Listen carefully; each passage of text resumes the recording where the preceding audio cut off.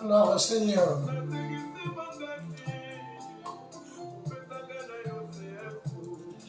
Gloire à Dieu.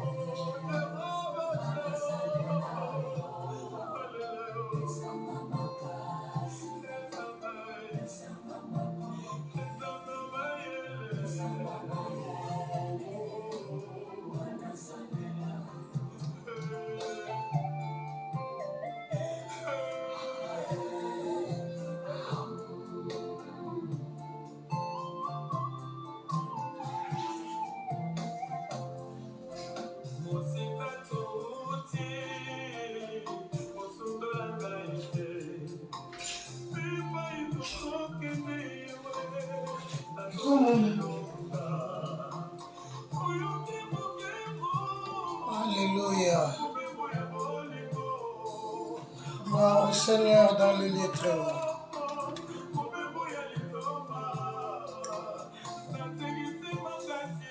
Merci Jésus. Que la gloire te soit rendue car tu es notre Dieu. Merci Père, merci pour ce moment.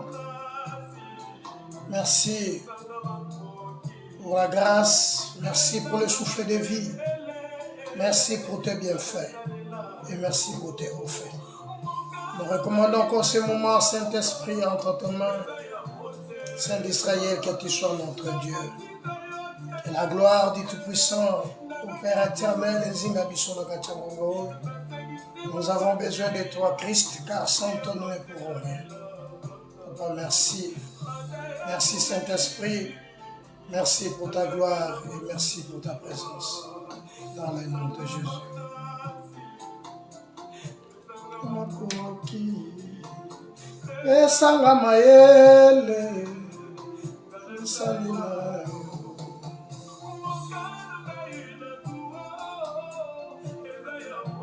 Bien-aimés frères et sœurs,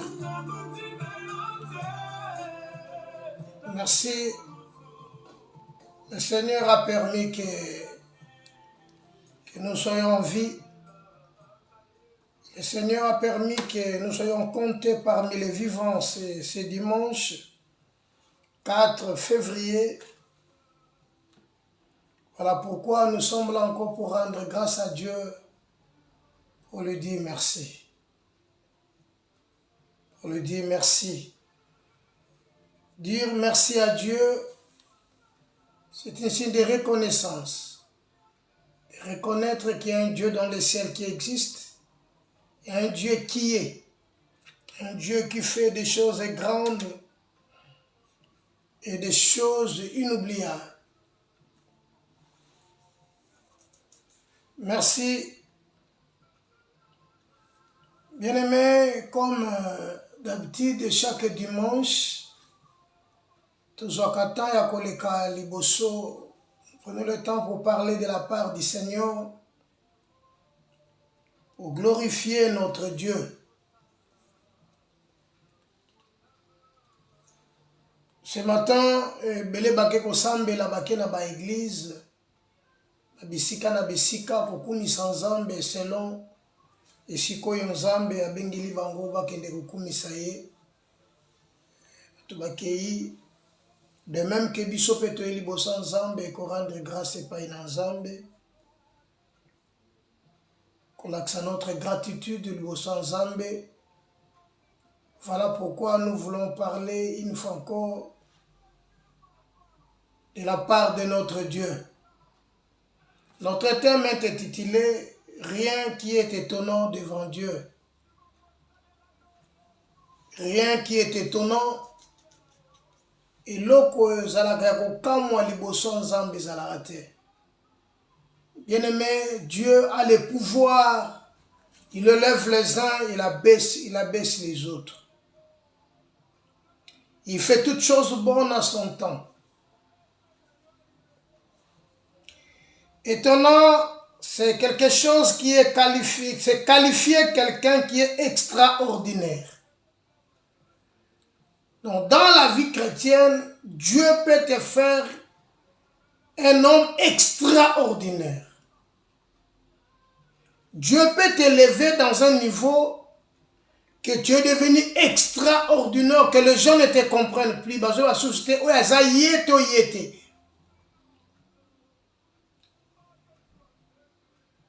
Les gens peuvent se poser la question. Les gens se posaient des questions, est-ce que c'est lui ou bien ce n'est pas lui?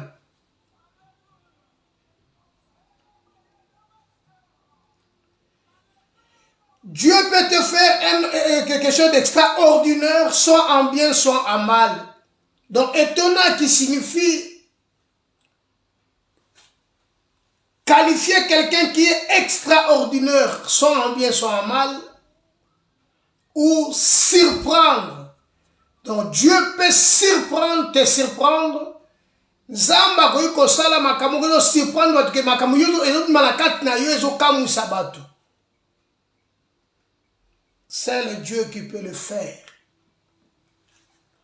Bayeba ki yo lobi mutu moko sans valeur, mutu moko azana importance te na mukili. Metango croiser Nzambe koti na kata chemin wana Zamba salio quelque chose oyo mukili ezokamwa. Et comment surprendre bato, comment est-ce qu'il y est? Oui. Donc rien n'est étonnant devant Dieu si seulement si tu donnes ton cœur à Dieu. J'aime la parole de Dieu quand Christ dit: mon fils, donne-moi ton cœur et que tes yeux se plaisent dans mes voies.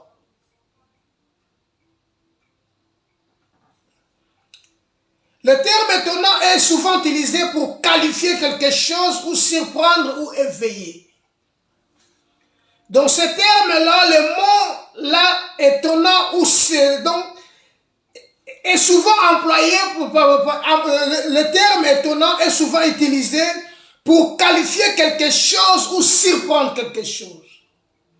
Je disais que Dieu peut te qualifier. Là où tu étais inutile, là où les gens te voient, ils ne te donnent pas de respect, ils ne te qualifient pas. Là où tu es inutile, mais Dieu peut te faire Dieu peut faire quelque chose qui va étonner les gens, qui va surprendre les gens. Il peut aussi agir dans une situation, d'un événement ou d'une personne qui correspond à ce qu'elle a entendu. Donc Dieu peut faire quelque chose, donc pour que Dieu agisse dans ta vie, il peut aussi agir dans une situation qui te dérange, tu ne te sens pas bien, tu n'es plus à l'aise, tu n'es plus dans ton assiette comme dit. Dieu peut faire dans un événement étonner les gens. Or, ce qui est important, en Dieu, en lui, il n'y a rien qui est étonnant. Tu peux manquer aujourd'hui, mais pas demain. Car toute chose concourt au bien de ceux qui aiment Dieu.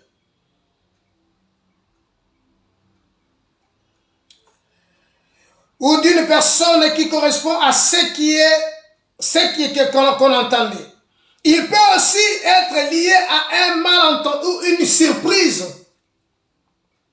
Dieu peut te surprendre, une surprise.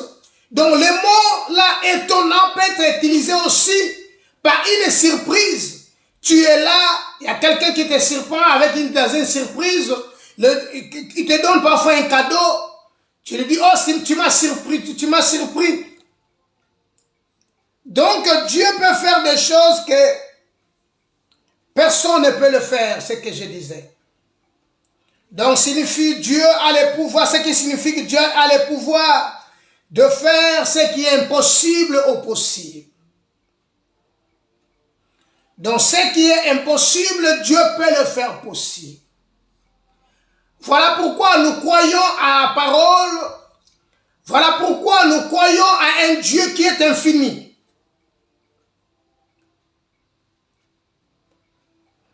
Bien-aimés, nous voulons partager un verset. C'est dans le livre des 2 Chroniques, chapitre 25, verset 7 au verset 8. 2 Chroniques, chapitre 25, verset 7 au verset 8. Je lis au nom de Jésus. Un homme de Dieu vint auprès de lui et dit, ô roi, qu'une armée d'Israël ne marche point avec toi, car l'Éternel n'est pas avec Israël, avec tous ses fils d'Éphraïm.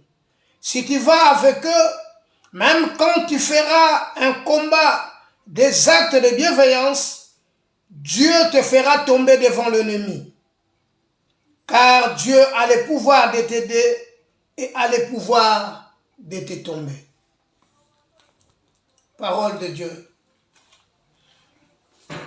Bien-aimés, pourquoi nous parlons de ces versets? Nous avons pris ces versets. Si tu lis dans le chapitre 24, ça c'est l'histoire du roi Amathia.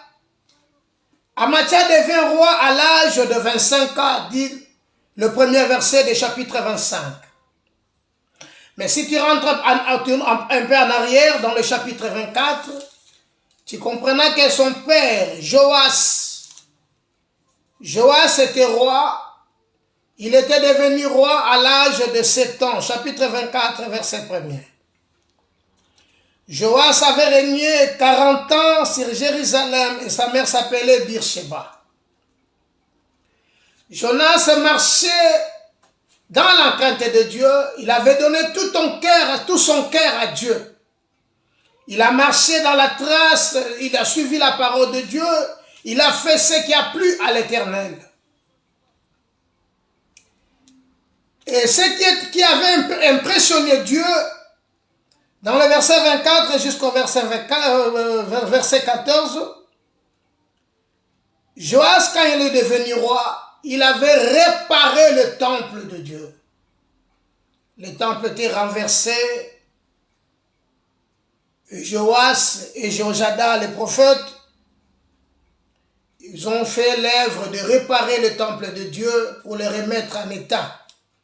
Ils ont appliqué la loi de Dieu que Moïse avait dit de mettre un panier ou bien une caisse, un coffre dans l'entrée du temple pour que tout le monde entre, met quelque chose pour la réparation du temple.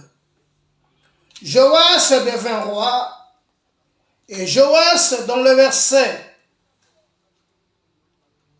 22, le roi Joas ne se souvint pas de la bienveillance qu'avait eu Jéhojada. Jéhojada, un moment, Jéhojada est mort.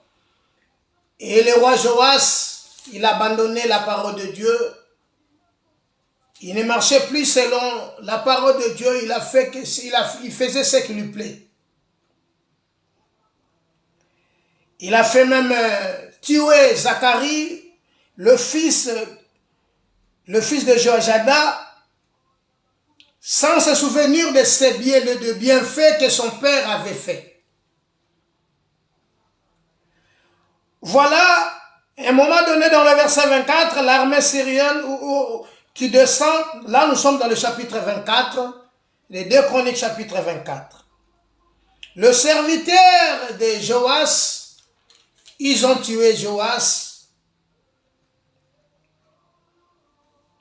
Joas était mort et son fils Amathia, il a pris la place de son père, l'a remplacé Amathia devint roi à l'âge de 25 ans.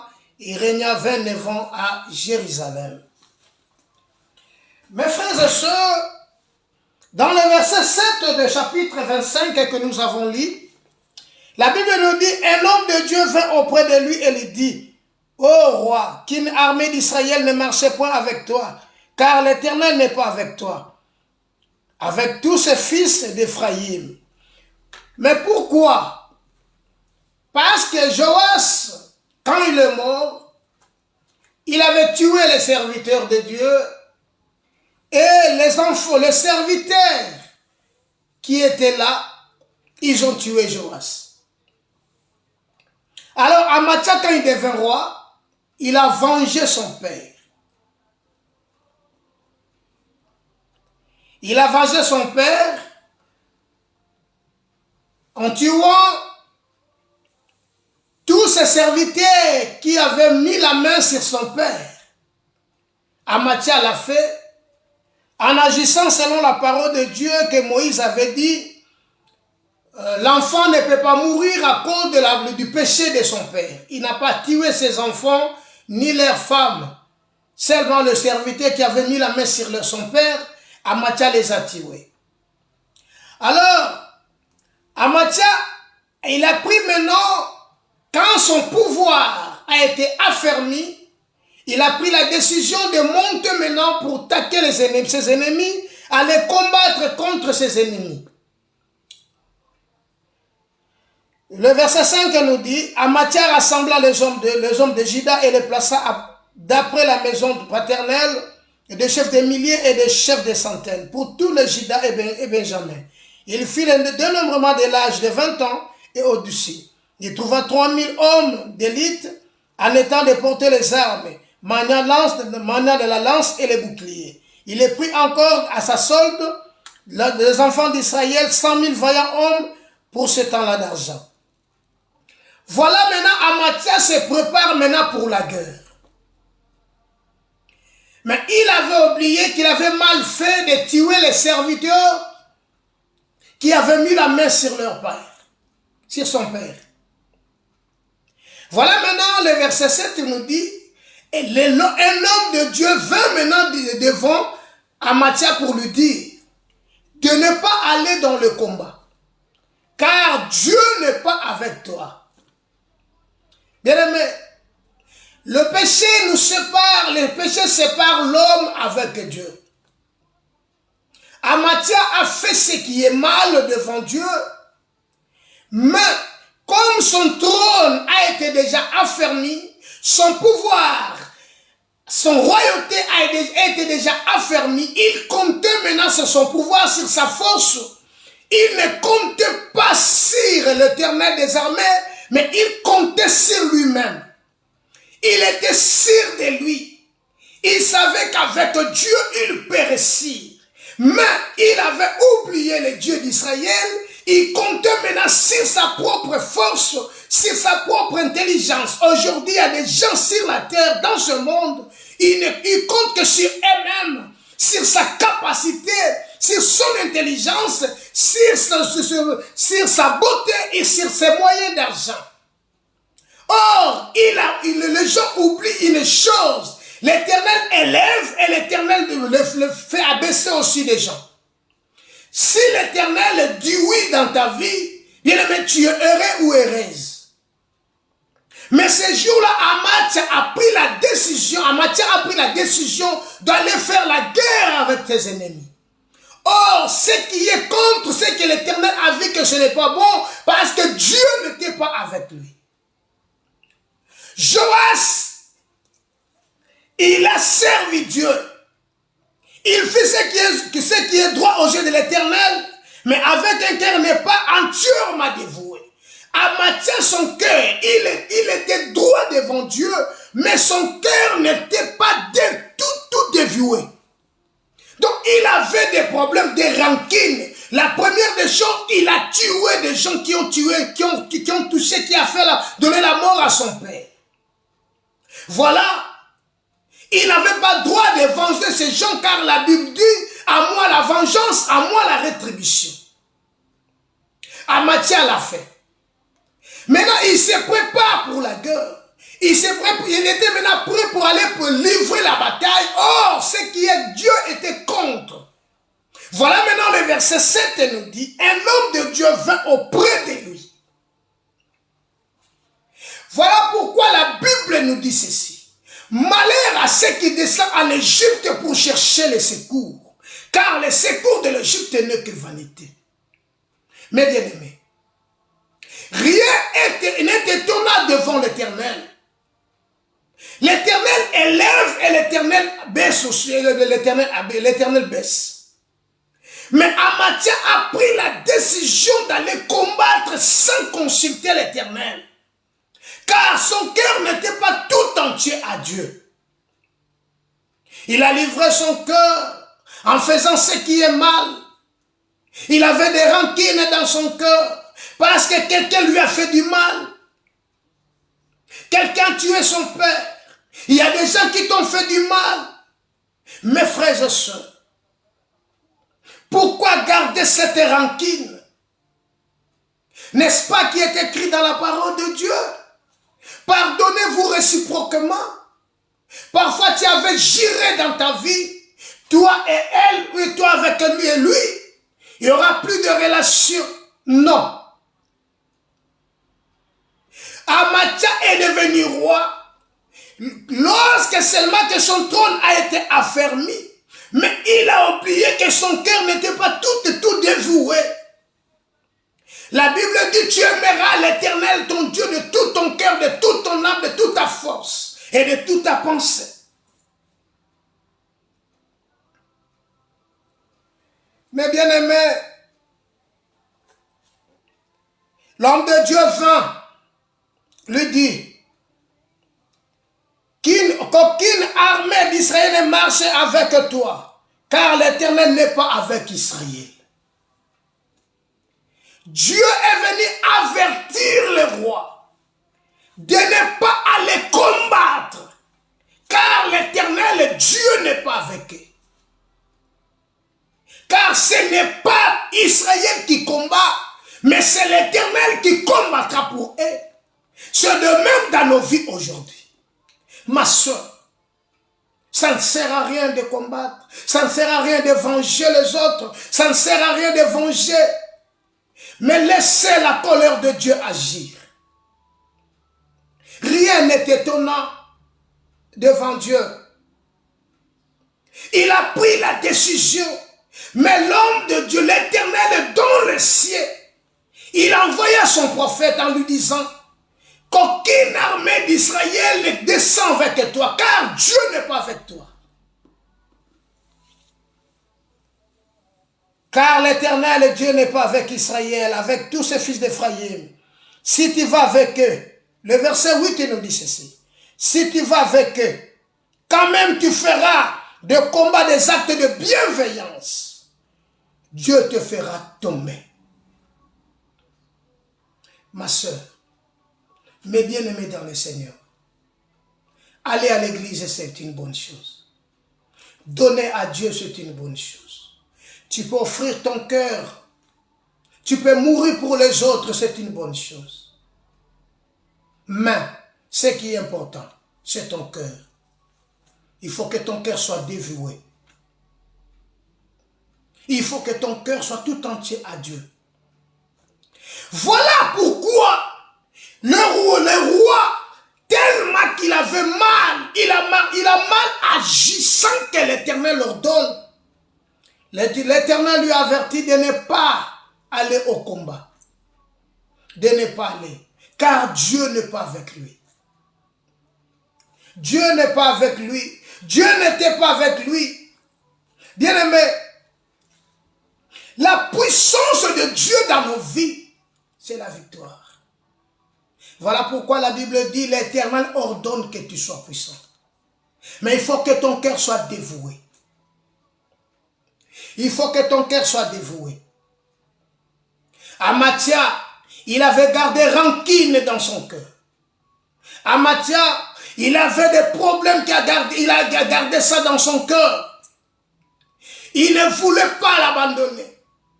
Parce que ces gens-là, ils nous ont fait du mal. Ils ont tué notre père. Je veux le venger. Il attendit seulement que son pouvoir, son trône soit affermi pour réagir, pour agir, pour rendre le mal au mal. Surmonter le mal par le bien. Car Dieu peut agir, Dieu agit au temps convenable. Dieu agit au temps convenable, mes frères et sœurs. L'Éternel lui dit, ne monte pas, car Dieu n'est pas avec toi. Ne monte pas. Dans les rancunes, dans des problèmes, dans des soucis. Bien-aimé, approche-toi de Dieu. Donne ton cœur à Dieu. 1 Chronique chapitre 29. Écoutez ce que dit Salomon. 1 Chronique 29. 1 Chronique chapitre 29, le verset 12. C'est de toi que viennent la richesse et la gloire. C'est toi qui domines sur tout. Dans ta main sont la force et la puissance. C'est ta main qui a le pouvoir d'agrandir et d'affermir toutes choses. Lis bien ce verset. Le verset 12, 1 Chronique chapitre 29, le verset 12. C'est de toi que viennent la richesse et la gloire. Voilà pourquoi la Bible dit, c'est en vain que vous vous couchez tard, vous rêvez très tôt, car je donne à mes bien-aimés pendant leur sommeil. Or, Salomon dit, c'est de toi que viennent la richesse et la gloire. C'est toi qui domines sur tout. Donc, Amathia ne pouvait pas aller combattre parce que l'Éternel Dieu, c'est lui qui domine sur les ennemis. Il est écrit dans vos Bibles, garde silence, l'Éternel combattra pour toi. Mais là, Amathia avait pris la décision d'aller combattre. Pourquoi? Parce que son trône était affermi. Il a compris maintenant, il a tout le pouvoir entre ses mains. Il a une grande armée. Il a tout ce qu'il faut. Je peux maintenant faire ce que je veux. Non. Malheur. Malheur à ceux qui forment des projets sans consulter l'Éternel. Dit la parole de Dieu. Nous devons consulter l'Éternel en toutes choses. Tout ce que nous allons faire dans la vie, tant que des enfants de Dieu, nous devons consulter l'Éternel des armées. Voilà pourquoi Salomon dit dans le verset 12, c'est à toi que viennent la richesse et la gloire. C'est le Dieu qui peut t'élever, c'est le Dieu qui peut t'enrichir, car c'est la bénédiction de l'Éternel qui enrichit. C'est toi qui domines sur tout. C'est dans ta main sont la force et la puissance. Donc, comme l'Éternel a dit à Amathia de ne pas les combattre, parce que c'est la main puissante de Dieu qui combat les ennemis. Voilà pourquoi il dira, les Égyptiens que vous voyez aujourd'hui, vous ne verrez plus jamais, car c'est l'Éternel qui combattrait pour Israël. C'est de même que l'Éternel combattra pour toi. C'est le même que l'Éternel combattra pour nous, si seulement si que nos cœurs est tout entier à Dieu. Il est notre Dieu, il est notre Créateur. Voilà. Il nous dit ceci. Et c'est de là qu'il a le pouvoir d'agrandir et d'affermir toutes choses. Donc Dieu peut grandir, Dieu peut affermir ta vie, si seulement si. Mes frères et sœurs, dans sa puissance, il peut aussi tout faire ce qu'il veut de ta vie. Dieu, dans sa puissance, il peut faire ce qu'il veut dans ta vie. Dieu renverse les ennemis. Dieu renverse toutes choses. Dieu combat pour toi.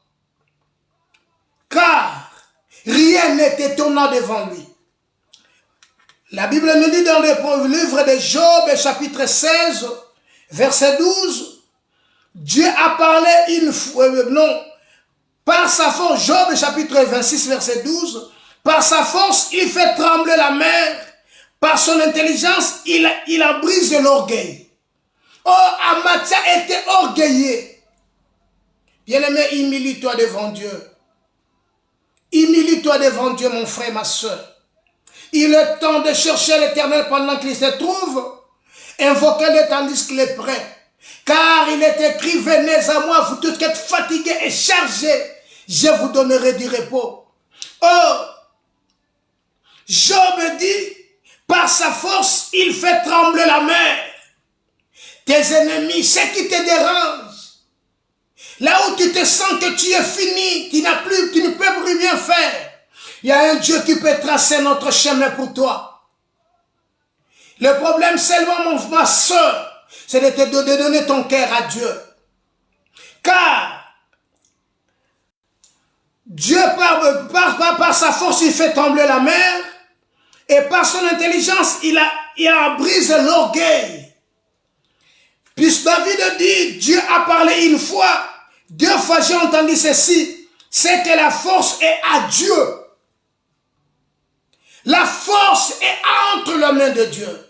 Or, si tu es l'enfant de Dieu, il a mis sa pouvoir. Il nous a donné le pouvoir et l'autorité de marcher les scorpions, les serpents, et rien ne pourra nous nuire. Rien n'est étonnant devant Dieu. Là où tu as échoué hier, par sa force, Dieu peut t'élever. Là où tu étais malade hier, là où tu as trébuché hier, bien-aimé, je te dis, par sa main puissante, l'Éternel Dieu peut agir, qu'il peut faire quelque chose que le monde, que tu peux surprendre le monde. Car rien n'est étonnant devant Dieu. Le terme étonnant est souvent utilisé pour qualifier quelque chose. Dieu peut te qualifier. Mais une chose qui est vraie, il faut que ton cœur soit dévoué. Il faut que ton cœur soit dévoué. Ton cœur soit dévoué, soit tout entier à Dieu. Bien-aimé, là où tu es faible, là où tu te sens que tu es incapable, ce qui est impossible dans ta vie, Dieu peut le faire possible. Mais si seulement si tu crois. Voilà pourquoi il dit, Dieu a dit un mot, Dieu a parlé une fois, 2 fois, et j'ai entendu ceci, c'est que la force est à Dieu. Il a fermé les montagnes par sa force, il a armé de puissants. Amathia ne comptait pas, il comptait sur lui-même. Dans la vie chrétienne, il ne faut pas compter sur toi-même, mais il faut compter à Dieu.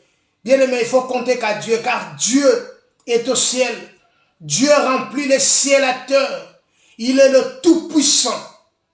Voilà pourquoi, bien-aimé, Dieu par sa force, il peut faire que tu sois un puissant vainqueur. Voilà pourquoi il dit dans le livre de Jean, prenez courage, moi je vainquis, et vous êtes plus que vainqueurs. Rien n'est étonnant devant Dieu.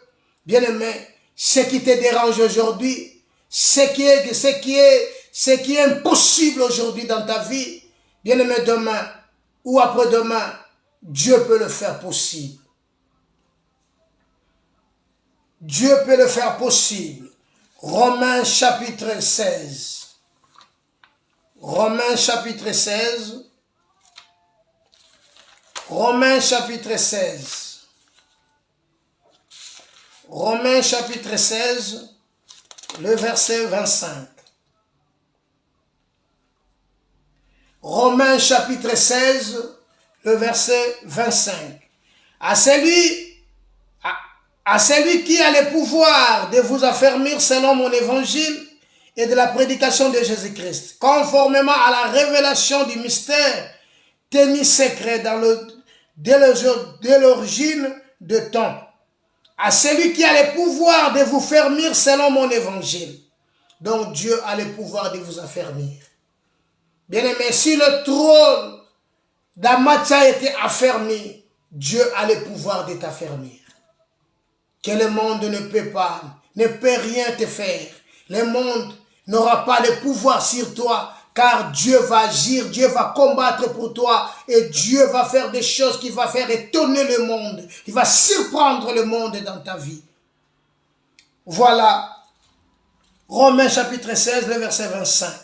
Conformément à la révélation du mystère tenu secret de leurs origines et des temps, mais manifesté maintenant par les écrits prophétiques d'après l'ordre de Dieu éternel et porté à la connaissance de toutes les nations en vue de l'obéissance et de la loi, de l'obéissance et de la foi. Bien-aimé, ce qui est important. Je suis venu seulement ce matin, c'est dimanche, pour te dire, il ne faut pas compter sur toi, mais compte sur Dieu, car Dieu a fermé les uns. Dieu élève les uns, il abaisse les autres. Alors c'est Dieu là, c'est aujourd'hui. Dieu veut t'affermir et Dieu veut que tu sois son enfant. Dieu veut que tu sois affermi et que tu sois un homme que Dieu peut compter sur toi. Quelqu'un que Dieu peut compter sur toi. Est-ce que Dieu peut compter sur toi? Dieu, il a fermé le trône d'Amasia, mais Amasia ne comptait pas sur Dieu. Il comptait sur sa force. Il se comptait sur sa personne. Il comptait sur sa force, sur sa personne, sur son intelligence. C'est sur ce qu'il a appris. Sur ce qu'il a appris. Mes frères, mes bien-aimés, Jean chapitre 10 nous dit ceci. Jean chapitre 10, le verset 18, nous dit ceci. Jean chapitre 10, le verset 18. Personne ne me l'ôte, car je le donne de moi-même. J'ai le pouvoir de le donner et j'ai le pouvoir de le reprendre. Tel est l'ordre que j'ai reçu de mon Père. L'Éternel a le pouvoir de te donner. Il a le pouvoir de le reprendre. C'est l'ordre qu'il a eu de son Père. Mes frères et sœurs, ça c'est notre première partie que nous venons de parler. Et le dimanche prochain, si Dieu le veut, nous allons parler de la deuxième partie. Mes frères, l'Éternel Dieu veut t'affermir, mais il te demande une chose, de ne pas compter sur toi, de compter sur lui. Et de donner ton cœur à Dieu. Car ce qui est impossible dans ta vie, Dieu peut le faire possible. Que Dieu d'Israël te bénisse, car l'Éternel c'est lui qui donne et l'Éternel c'est lui qui reprend. L'Éternel t'a donné, l'Éternel t'a créé, l'Éternel t'a donné la sagesse et l'intelligence, l'Éternel t'a donné les moyens que tu as ce matin, l'Éternel t'a donné du souffle de vie et l'Éternel peut faire aussi quelque chose que le monde ne peut pas. C'est seulement si tu crois à Dieu, acclame l'Éternel, remercie Dieu, rends grâce à Dieu, que l'Éternel et Dieu te bénisse, que l'Éternel Dieu soit avec toi. Éternel, je bénis ton nom, je bénis ta parole et je bénis grandement, Seigneur, ta magnificence car tu es notre Dieu. Je bénis tous ceux qui vont écouter cet morceau de l'Écriture, que la grandeur de ton nom, Seigneur, soit établie dans leur vie. Béni soit ton nom pour l'éternité et je recommande la semaine entre tes mains, que tu sois notre Dieu à jamais. Protège-nous contre les embûches du diable dans le nom de Jésus-Christ. Amen. Que l'Éternel, le Dieu d'Israël, te bénisse.